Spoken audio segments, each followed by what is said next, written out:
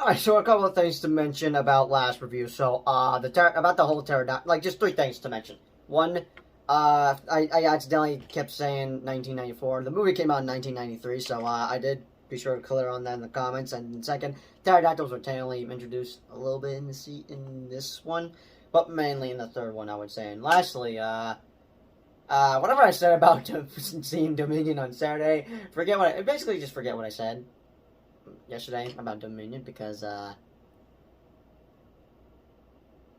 yeah. Hello, welcome back to another review on the channel. Today I'm going to be reviewing The Lost World, as I watched that last night, and I gotta still catch up, because literally, I cannot believe it, I'm going to see it in IMAX on Friday.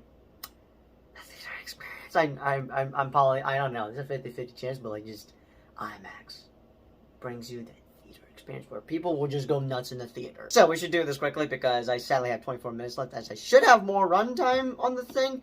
Storage, I don't know what's going on. Like, just, I delete 50, I basically delete videos that are like an hour long, and yet I don't get how storage works. What is going on? But yeah, the clock is ticking, so I gotta watch Jurassic Park 3, but also the other two Jurassic World movies, so yeah, let's not waste time, shall we? So yeah, to my surprise, I found out that there were I found out that there was a sequel to Jurassic Park, and I'm like, oh dang! And how did I find out about that? Let's just say that my dad was probably responsible for him showing me that there was a second movie. Basically, he's responsible for showing me that there were two more Diary of a Wimpy Kid movies that I was not aware of. And I'm like, wait a minute, there's a second one and a third one? Well, technically, I found out there was a second one, and then I find out there's a third one. Basically, my dad is responsible for me watching the Dive Wimpy Kid movies, which I will cover reviews on those when I have the chance, but also the Jurassic Park movies. So, yeah, he's pretty much responsible for how I found out there was a second movie, and I most likely probably saw that on a DVD. There's a 50-50 chance it was on the VHS, but I highly doubt it. But of course, Jurassic Park: The Lost World, which I would prefer to have it titled that instead of The Lost World Jurassic Park, because that title just doesn't make sense to me. It just doesn't. I don't know why it's titled like that. But still, yeah, Jurassic Park: The Lost World is another childhood movie of mine. And of course, I've had the same type of experience where dinosaurs not only scared me, but also some deaths that the dinosaurs pull off here. And by that, I'm talking about dinosaurs eating people. Basically, some of the deaths scar me, and just, yeah, basically another terrifying movie, because like I said, dinosaurs are scary. But I didn't have, like, the same exact type of experience I had with the first one, because this is a new movie, which, didn't have, like, the same cast, except for one of them. That would be, Jeff Goldblum's character, Ian Malcolm, which I could see people, okay, maybe I could sort of understand why people are upset that he's, like, the main lead, and they consider him as a side character, but honestly, I mean, I'm fine with him just being, like, the main character. If anything, I'm kind of glad with it. Not that I don't want the other characters, like, I would want the original cast be part of this movie, but like, I was basically what I'm trying to say is that I'm perfectly fine with him being as the main character for this movie. And I am aware that the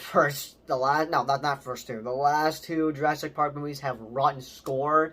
Basically, that we're not a fan of the last two movies. There's pretty much a divided fan base, I guess, to which movie do they like the most? Jurassic Park 2 or Jurassic Park 3? I'm definitely one of those people, because honestly, I enjoyed the last two Jurassic Park movies, but I'm a bit 50-50 on which one I'd prefer more. Either this one or Jurassic Park. And have I finally come to a decision which one was better? No, I'm still on the 50-50, because as I rewatch them, I'm just like, I just can't decide. Like, just, I don't know, but still, we'll see what my thoughts are once I watch Jurassic Park 3. Now, Fritzy's Film said that he would consider Jurassic World Fallen Kingdom as the Amazing Spider-Man 2 for the Jurassic Park franchise. But for The Lost World, I'll consider it as the Spider-Man 3 of the Jurassic Park franchise, because just, yeah.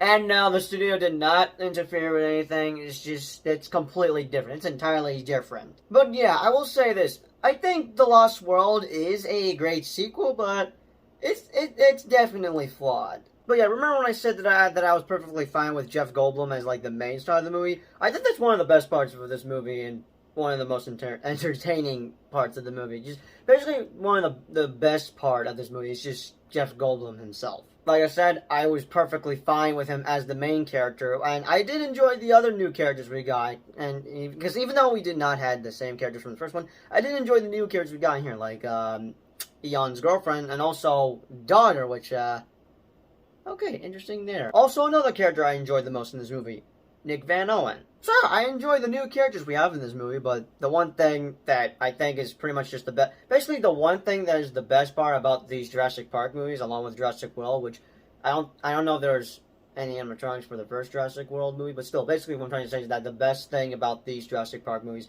are the animatronics, because, you know, I know they're not real and that they're just animatronics, but like, the reason they're the best parts is because they are realistic, as I've said something about that in my last review for Jurassic Park. Because the reason I'm saying that is because there's this one scene where a baby T-Rex is injured and just, yeah, once you hear its whining, not like whining, but basically its cry that it's injured and everything. I'm sorry, I'm trying to do that. Please forgive me. Still, you will feel bad for that baby T-Rex, because this character that badly wants to, I guess, get his trophy where he captures a T-Rex, basically the only way he could capture a T-Rex is by hurting the baby just a little bit, as you're basically having the baby as bait while it's kind of injured. How cruel. But speaking about dinosaurs, we do have a T-Rex, just not the same one, but this one, well, there's technically three T-Rexes if you count the baby T-Rex. Most of the T-Rexes are green, or mainly the parent T-Rexes. And so the last movie, my favorite scene was probably the T-Rex moment. No. It was definitely the T-Rex moment from the last movie. But for this one, I have like two favorite scenes. I don't know which one is my most favorite. Either when the T-Rex parents arrive and just immediately demolish the trailer, or the T-Rex in San Diego, which I am going to talk about my thoughts on that. Also, we do got some terrifying raptors in this movie, but remember when I said something about them being terrifying, that I would fear them the most? Well, forget whatever I just said, because I forgot there's also another dinosaur that is probably more scarier than raptors. Those damn compies. Sure, they may be small, they may look harmless, but don't be fooled by their cuteness, if they even are cute at all. Because if you see a crap ton of them, they will immediately eat you piece by piece. So just yeah, if I ever see those, yeah, I'm running. I do not want to get near those. Which honestly, I should probably do a poll on which dinosaur is the scariest. Because I mean, pterodactyls, I could be less scared about that. I mean, they're very scary, but I could be less scared about that. T-Rexes, oh, you should definitely be scared of T-Rexes. Or raptors, which you should be scared of the most. Well, actually, the one dinosaur you should fear the most out of every dinosaur I just name dropped just now are those damn compies. They may be annoying, but they're damn terrifying as hell. Because one of the death scenes that kind of scared me was when that guy was just getting attacked by those compies, and then you see the river filled with blood and just...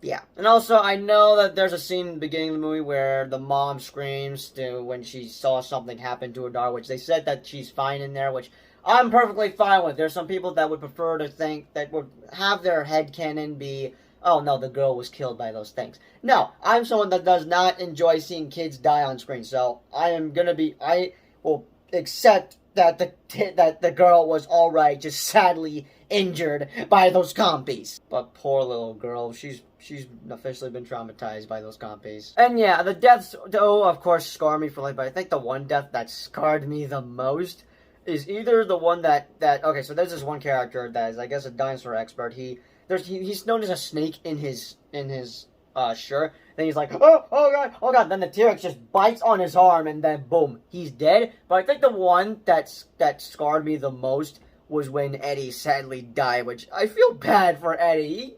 He was an innocent dude trying to save a couple of lives, and he died for nothing. Actually, no, not for nothing, because he was able to succeed on saving them. Just basically, he made an honorable sacrifice. We shall never forget you. But still, though, man, an innocent dude got eaten by two T-Rexes because he got ripped in half. As I watched that last night, I'm just like, oh. Still scars me to this day. And also, another dude I feel bad about is, as the T-Rex is in San Diego, he does end up eating one person as he's trying to get into the store. But the T-Rex was able to get him, and then he's just dead. I'm betting that one person was... I'm willing to bet that one person was killed during the whole San Diego incident. And that would be that guy with the glasses. Forgive me for not knowing his name. But remember when I said that I think this movie is great, but also flawed? Yeah, let me talk about some of the flawed stuff in here. The villain for this movie, which would be the human villain, I honestly just dislike him. I just dislike him a lot, and I'm glad that the baby T-Rex had pretty much eaten him alive, because that baby T-Rex is practically a raptor. It's basically a raptor, just only if it's a baby T-Rex. Once it's a T-Rex. Once it's full grown, it's then a T-Rex. But still, if it's a baby T-Rex, yeah, it's basically a raptor. And there are some parts in this movie that I thought were just like, I don't,